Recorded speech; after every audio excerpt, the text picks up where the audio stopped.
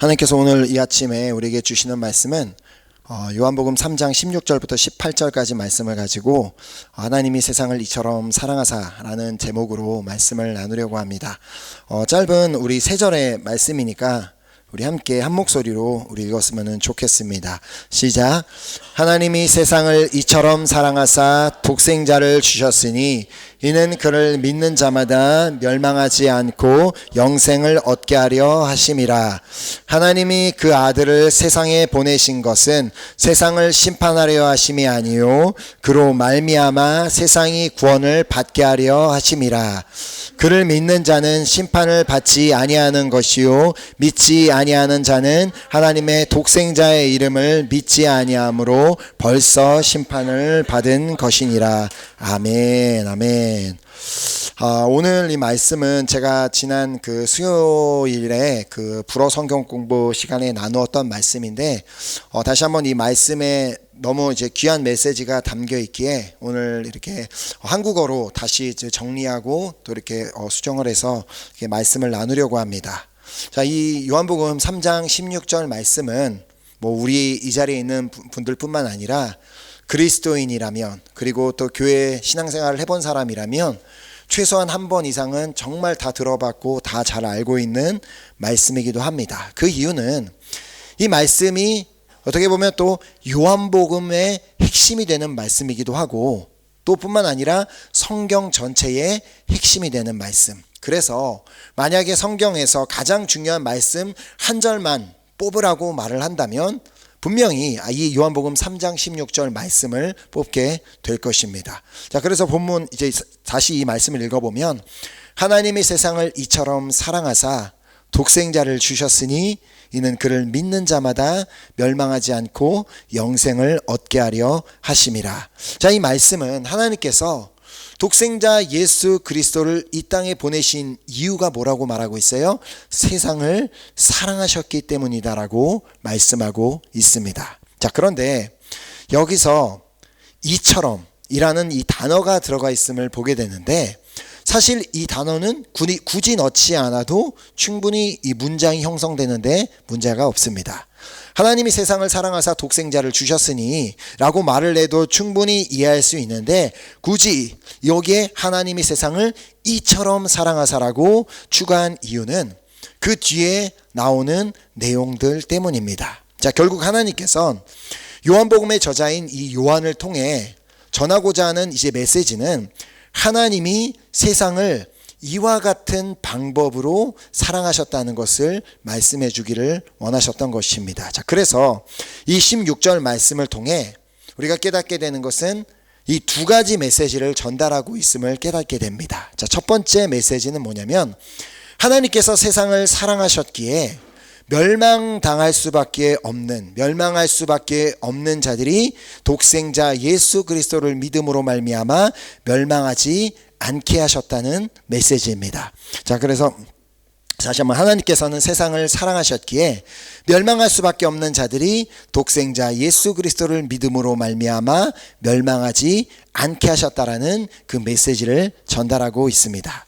자, 믿지 않는 자들의 입장에서나 믿는 자들의 입장에서도 마찬가지고 이 멸망이라는 단어가 그리 좋게 들리지만은 않습니다.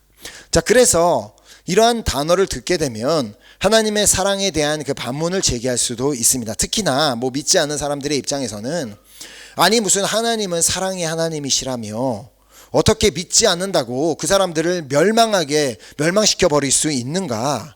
하나님이 창조주시라며 그분이 만드셨다면 이 모든 사람들을 만드셨다면 어떻게 하나님이 자신이 만든 사람들을 멸망하게 할 수 있는가라는 그런 질문을 할 수 있다는 것입니다. 자, 그런데 우리가 알아야 하는 것은 하나님의 초점은 믿지 않는 자들이 멸망하는 데 있는 것이 아니라 모든 사람이 믿어서 멸망하지 않는 데에 있다는 사실을 우리가 반드시 기억해야 된다는 것입니다. 자, 똑같은 단어인 멸망을 사용해도 하나님의 초점은 사람들이 멸망한 데 있는 것이 아니라 멸망하지 않는 데에 있다라는 사실입니다. 자, 그래서 본문 17절 말씀을 보면 하나님이 그 아들을 세상에 보내신 것은 세상을 심판하려 하심이 아니요 그로 말미암아 세상이 구원을 받게 하려 하심이라. 자, 그러니까 하나님께서 하시는 것은, 야, 너 예수 안 믿는다고?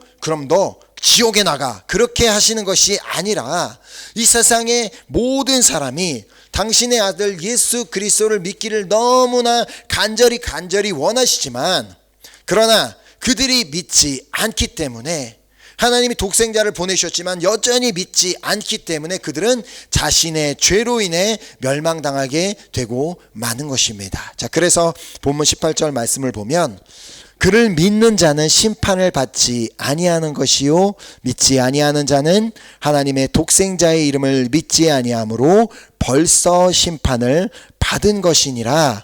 자, 하나님께서는 세상을 너무나 사랑하사 자신의 독생자 예수 그리스도를 주시고, 믿는 자마다, 그 예수 그리스도를 믿는 자마다 멸망하지 않을 수 있는 길을 이렇게 활짝 열어 주셨지만, 어떤 사람은 아직 믿지 않기 때문에, 또 어떤 사람은 믿기를 거부하기 때문에 벌써 심판을 받았다고 말씀하고 있는 것입니다. 자, 하지만 하나님께서는 그 누구도 포기하지 않으십니다.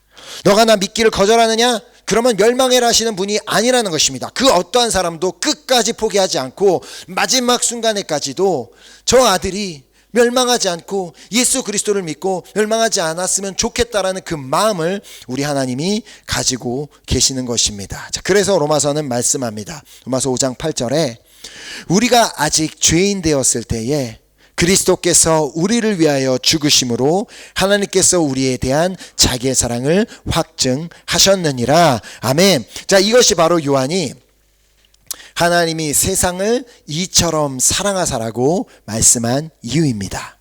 자, 이와 마찬가지로 사도 바울은 죄인인 우리를, 멸망당할 수밖에 없는 우리를 어떻게 독생자 예수 그리스도로 말미암아 그 멸망의 길에서 건져내어 주셨는지를 에베소서에서 다음과 같이 설명하고 있습니다. 자, 에베소서 2장 1절부터 8절 말씀인데요. 쭉 읽어보겠습니다. 그는 허물과 죄로 죽었던 너희를 살리셨도다. 그때 너희는 그 가운데서 행하여 이 세상 풍조를 따르고 공중의 권세 잡은 자를 따랐으니 곧 지금 불순종의 아들들 가운데서 역사하는 영이라. 전에는 우리도 다 그 가운데서 우리 육체의 욕심을 따라 지내며 육체와 마음이 원하는 것을 하여 다른 이들과 같이 본질상 진노의 자녀이었더니 긍휼이 풍성하신 하나님이 우리를 사랑하신 그 큰 사랑을 인하여 허물로 죽은 우리를 그리스도와 함께 살리셨고 너희는 은혜로 구원을 받은 것이라.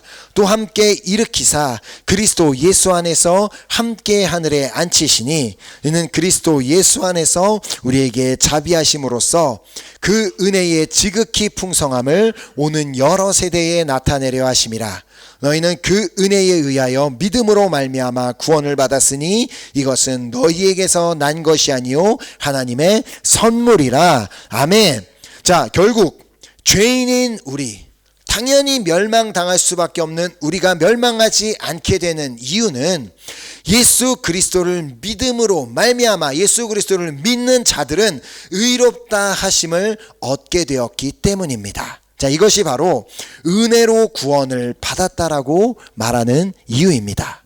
자, 우리는 우리 스스로는 도무지 의인이 될 수 없는 자들입니다. 자, 아까도 말씀을 읽은 것처럼 우리는 본질상 진노의 자녀, 즉 죄인이기 때문에 그 죄인의 본성을 가진 우리가 어떻게 해도 어떤 그 노력을 해도 의롭게 될 수 있는 방법은 없다는 것입니다. 자, 그것이 바로 루터가 그 자신이 어떻게 해서든 그 고행을 하면서 의인이 돼보고자 하는 마음으로 막 그 계단을 무릎으로 막 피를 흘리며 올라가 봤지만 그것이 의인이 되지 않는다라는 그런 결론을 얻게 된 것처럼 우리가 아무리 막 착하게 살고 막 선행을 늘 베풀고 지나가는 막 노숙자들에게 나의 있는 것을 다 갖다가 주고 그리고 이 세상의 법을 하나도 어기지 않고 다 지킨다 할지라도 하나님 앞에는 결코 의인이 될 수는 없다는 것입니다. 자, 이처럼 하나님은, 우리 하나님은 공의의 하나님, 그 정의의 하나님이시기 때문에 그분이 아무리 사랑이 많은 분이라 할지라도 불의한 자를 구원하여 주실 수는 없는 것입니다. 그래서 하나님께서는 이렇게 불의한 우리도 그렇게 사랑하셔서 우리를 구원하여 주시기 위해 독생자 예수 그리스도를 이 땅에 보내주셨고, 바로 그 예수 그리스도를 믿는 자마다 멸망하지 않는 은혜를 허락하여 주신 것입니다. 자, 어느 한 나라에, 이 이야기는 아마도 이제 많은 분들이 사랑의 불꽃을 경험해 보신 분들은 들어본 이야기일 텐데, 어느 한 나라에 너무나 공의롭고 사랑이 많기로 한 유명한 왕이 있었습니다. 자, 그는 그 어떠한 사람에게든 늘 공의롭게 재판을 하는 왕이었고, 또 특별히 홀어머니를 매우 극진하게 모시는 왕으로 백성들의 사랑을 받는 왕이었습니다. 자, 그러던 어느 날 왕의 어머니가 그 나라에서 매우 심각하게 다루고 있는 큰 죄를 범죄를 저질러서 그 어머니가 잡혀오게 되었고, 온 백성들 사이에서는 그 이야기가 화제가 되었습니다. 한편에서는 하는 말이, 아무리 그래도 어머니니까 왕이 용서해 주지 않을까? 그래도 어떻게 왕이 자신의 엄마에게 그런 심한 벌을 내릴 수가 있겠어라고 말했지만, 한편으로는 아니다, 아무리 그것이 왕의 어머니다 할지라도 우리 왕은 공의로운 분이시기 때문에 분명히 똑같은 처벌을 내리실 것이다라고 그렇게 주장했습니다. 자, 드디어 모두가 기다리던 그 판결문이 발표가 됩니다. 자, 왕이 나와서 선포합니다. 당장 저 죄인을 묻고 채찍으로 40대를 내리쳐라. 자, 온 백성은 왕의 그러한 판결에 다 놀랄 수밖에 없었습니다. 자, 그렇게 왕의 어머니는 옷이 벗겨지고 처형틀에 묶여서 그렇게 두려움에 벌벌 떨고 있었습니다. 자, 그때 왕은 자신이 앉았던 그 자리에서 조용히 일어나 자신의 우통을 벗고 어머니를 향해 한 걸음 한 걸음 나아갔습니다. 자, 그리고 어머니를 뒤에서 감싸는 뒤 명령을 내렸습니다. 당장 이 죄인을 내리쳐라. 죄를 지은 사람은 분명히 어머니였지만 왕이 친히 그 어머니의 죄값을 치러 주셨던 것입니다. 이것이 바로 공의의 하나님께서 우리를 사랑하시는 방법입니다. 있는 죄를 없다고 하시는 분이 아니라, 나 너 사랑하니까 괜찮아, 그냥 내 아들아 내가 너 사랑하니까 너 그 정도 죄 괜찮아 하시는 분이 아니라, 있는 죄를 그냥 괜찮다고 하시는 분이 아니라 당신의 독생자 예수 그리스도를 이 땅에 보내심까지, 그 아들이 친히 십자가에서 갈기갈기 찢기고 그 형을 받게 하심으로 그렇게 우리를 의롭게 하시고 이제 멸망의 길에서 벗어나게 하시는 그 은혜를 우리 모두에게 허락하여 주신 것입니다. 자, 그래서 갈라디아서 3장 13절 말씀은, 그리스도께서 우리를 위하여 저주를 받은 바 되사 율법의 저주에서 우리를 속량하셨으니 기록된 바 나무에 달린 자마다 저주 아래에 있는 자라 하였음이라. 우리는 멸망당할 자, 죄인으로서 멸망당할 수밖에 없고 저주받을 수밖에 없는 자였지만, 예수 그리스도께서 바로 나무에 달린 자, 나무로 된 그 십자가에 달리심으로 말미암아 우리의 저주를 대신 받아 주셨다는 것입니다. 자, 이것이 바로 오늘 본문이 말씀하고 있는, 하나님이 세상을 이처럼 사랑하사 독생자를 주셨으니 이는 저를 믿는 자마다 멸망하지 않는다는 말씀입니다. 하나님은 이 세상의 모든 사람을 사랑하시기에 그 어떠한 사람도, 지금 다른 종교를 믿고 있는 사람이라 할지라도 하나님은 그 누구도 멸망하지 않기를 원하시는 분이십니다. 자, 그래서 독생자를 이 땅에 보내주셨기에 오늘 그 독생자 예수 그리스도를 믿고 있는 우리 모두는, 우리가 그 예수를 믿고 있기 때문에 결코 멸망하지 않고 우리는 반드시 구원을 받게 되는 줄 믿습니다. 아멘. 자, 그리고 16절이 주는 두 번째 메시지는, 하나님께서 세상을 사랑하셨기에 예수를 믿는 모든 자들이 영생을 얻게 하셨다는 메시지입니다. 자, 우리 본문을 다시 한번 읽어보면, 하나님이 세상을 이처럼 사랑하사 독생자를 주셨으니 이는 그를 믿는 자마다 멸망하지 않고 영생을 얻게 하려 하심이라. 자, 여기서 중요한 것이 뭐냐면, 과연 영생을 얻는다는 것의 의미가 무엇인지를 아는 것입니다. 자, 영생이란 뭐 말 그대로 영원한 생명을 의미하는데, 뭐 그렇다면 영생을 얻기 전까지는 뭐 그냥 죽으면 그냥 끝나는 인생이었는데 영생을 얻은 다음부터 영원히 살게 됐다, 이런 말일까요? 그렇지 않습니다. 어차피 모든 사람의 영은 영원히 살게 되어 있습니다. 단지 어떤 영은 천국에서 영원히 살게 되고 어떤 영은 지옥에서 영원히 살게 될 뿐입니다.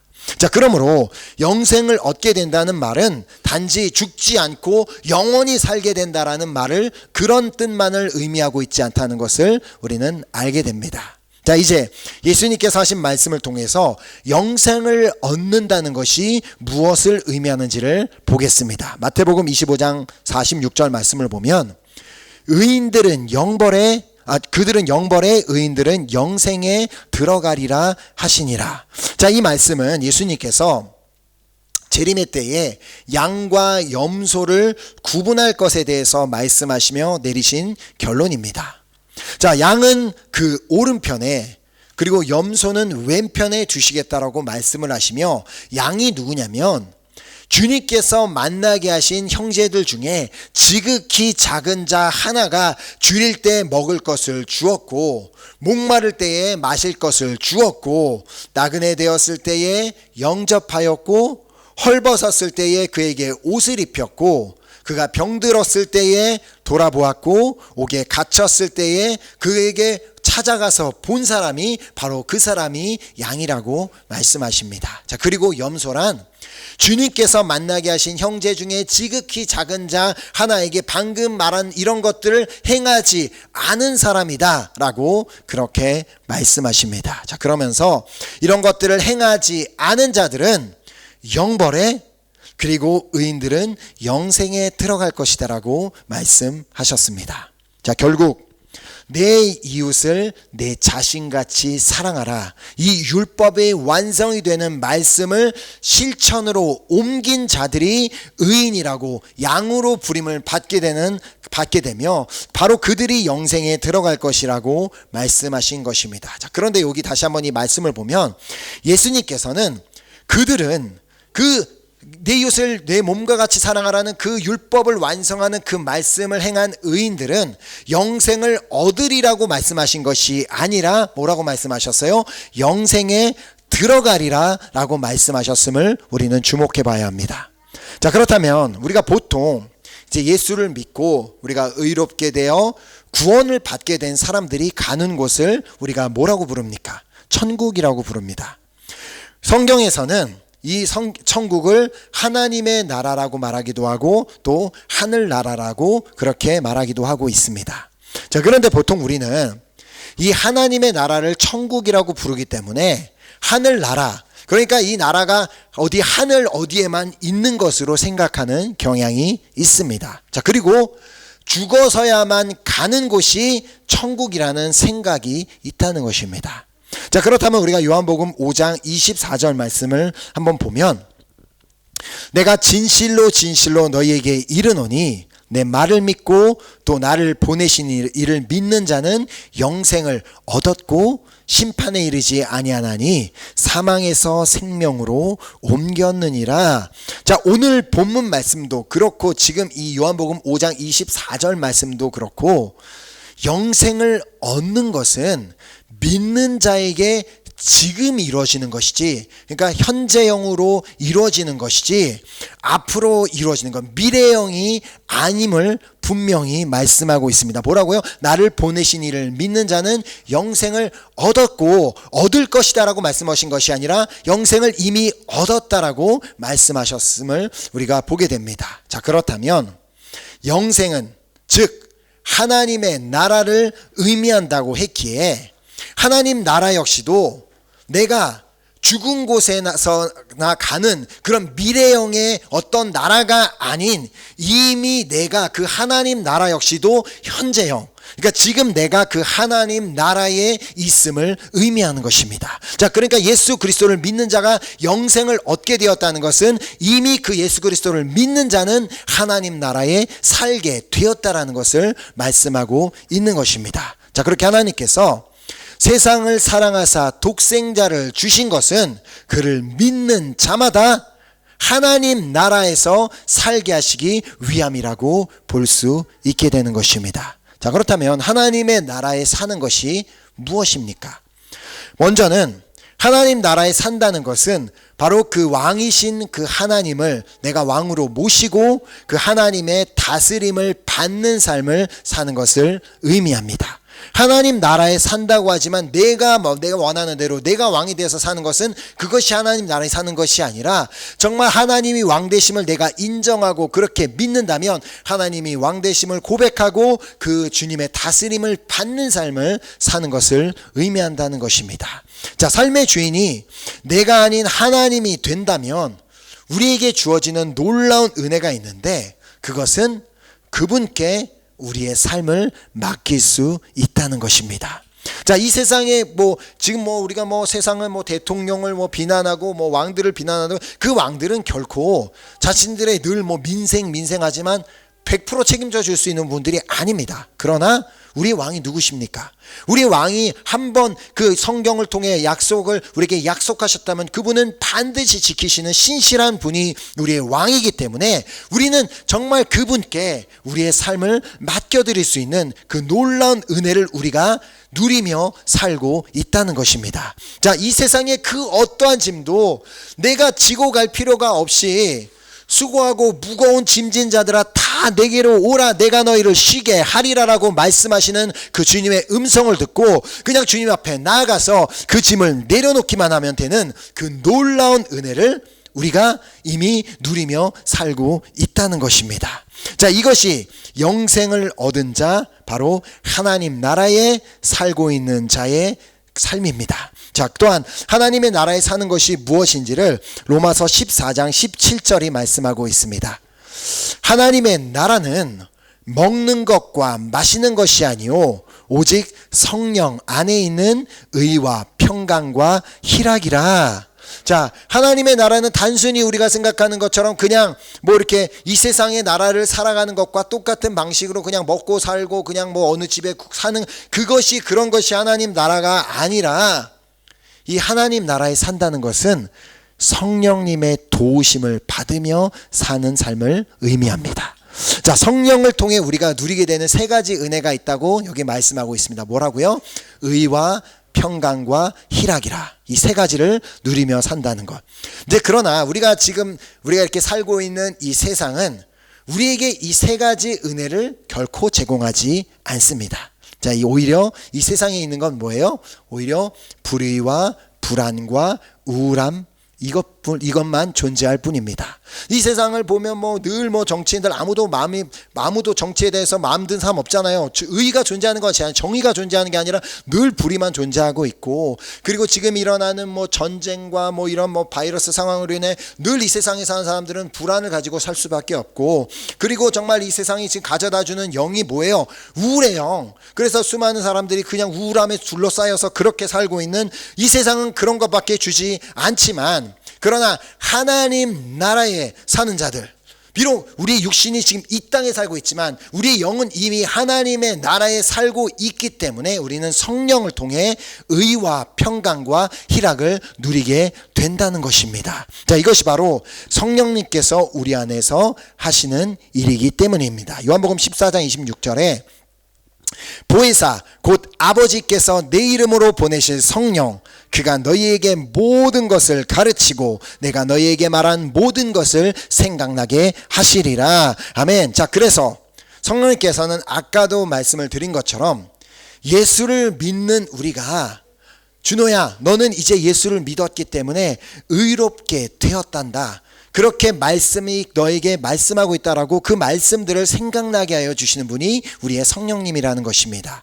자, 사탄은 계속해서 우리의 과거를 붙잡고 우리를 공격하겠죠. 너는 의인이 될 수 없다. 네가 어떻게 과거에 그러한 삶을 살았는데 지금 의인인 척하면서 그렇게 섬긴다고 해서 하나님 받아주시겠냐라고 말하겠지만, 그러나 예수 그리스도께서 당신의 그 귀한 보혈로 우리의 죄값을 이미 2000년 전에 다 지불하여 주셨기 때문에 그를 믿는 자는 이제 의롭게 되었으며 더 이상은 정죄함이 없다라는 그 말씀을 깨닫게 하여 주시는 것입니다. 자, 뿐만 아니라 우리가 주님의 의의 길로 갈 수 있도록 인도해 주십니다. 그러니까 세상이 말하는 정의를 따라가는 게 아니라 하나님께서 말씀하시는 의, 그러니까 성경에 기록된 그 의를 따라가서 그러한 삶을 살 수 있도록 성령님께서 인도해 주신다는 것입니다. 자, 또한 성령님께서는 우리가 어떠한 상황에서도 평안을 누릴 수 있도록 말씀이 생각나게 하여 주십니다. 예수님께서 우리에게 주신 말씀, 요한복음 14장 27절, 평안을 너희에게 끼치노니 곧 나의 평안을 너희에게 주노라. 내가 너희에게 주는 것은 세상이 주는 것과 같지 아니하니라. 너희는 마음에 근심하지도 말고 두려워하지도 말라. 자, 주님이 주시는 평안은 어떤 평안이라고요? 세상이 주는 것과 비교할 수 없는 그런 놀라운 평안이다라고 말씀하셨지만, 때로는 우리가 살다 보면 나에게 보여지는 이런 현실, 그 환경으로 인해 마음이 흔들리고 무너질 때가 있는 것이 사실입니다. 자, 그러면 그때 성령님께서는 그냥 아이고 그런가 보다 하시는 게 아니라 다시 한번 말씀이 생각나게 하시며 우리가 기도의 자리로 돌아가 우리를 일어날 수 있도록 도와주시는 분이라는 것입니다. 자, 그때 성령님께서 우리에게 깨닫게 해주신 말씀이 뭐겠어요? 빌립보서 4장 6절 7절 말씀, 이 말씀은 우리가 거의 다 외울 정도의 말씀인데, 아무것도 염려하지 말고 오직 다만 모든 일에 기도와 간구로 너희 구할 것을 감사함으로 하나님께 아뢰라. 그리하면 모든 지각에 뛰어난 하나님의 평강이 그리스도 예수 안에서 너희 마음과 생각을 지키시리라. 아멘. 이처럼 하나님께서 보내주신 독생자 예수 그리스도를 믿는 자는 하나님 나라에 살면서 예수님께서 약속하신 그 세상이 줄 수 없는 그 놀라운 평안을 누리며 살게 되는 줄 믿습니다. 아멘. 또한 성령님께서는 하나님 나라에 사는 우리가 하나님 나라에 사는 우리가 기뻐할 수 있도록, 항상 기뻐하는 그러한 삶을 살 수 있도록 말씀이 생각나게 하십니다. 자, 결국에는 오늘 말씀에 우리가 기뻐할 수 있는 이유가 다 들어 있습니다. 성경 말씀에 항상 기뻐하라고 말씀하는데 도대체 내가 기쁜 일이 있어야 기뻐하겠죠 라고 말씀하겠지만, 오늘 본문 안에 충분히 우리가 기뻐할 이유가 다 들어 있다는 것입니다. 자, 그 이유가 뭐냐면 하나님이 세상을 사랑하사 보내주신 독생자를 믿는 자는 비록 믿기 전까지는 그 죄인으로서 멸망할 수밖에 없는 그런 끔찍한 삶을 살고 있었지만, 이제는 예수를 믿음으로 말미암아 의롭게 되어 멸망하지 않고 이제는 구원을 받을 수 있게 되었다라는 그 사실 하나만으로 우리는 충분히 기뻐할 수 있는 줄 믿습니다. 아멘. 또한 우리가 예수 그리스도를 믿음으로 말미암아 영생을 얻어 하나님 나라에 살면서 나의 삶을 다스리는, 지금 나의 삶을 다스리고 나의 삶을 완전히 주관하고 계시는 그 주님께 나의 삶의 모든 짐을 내가 지고 갈 필요가 없이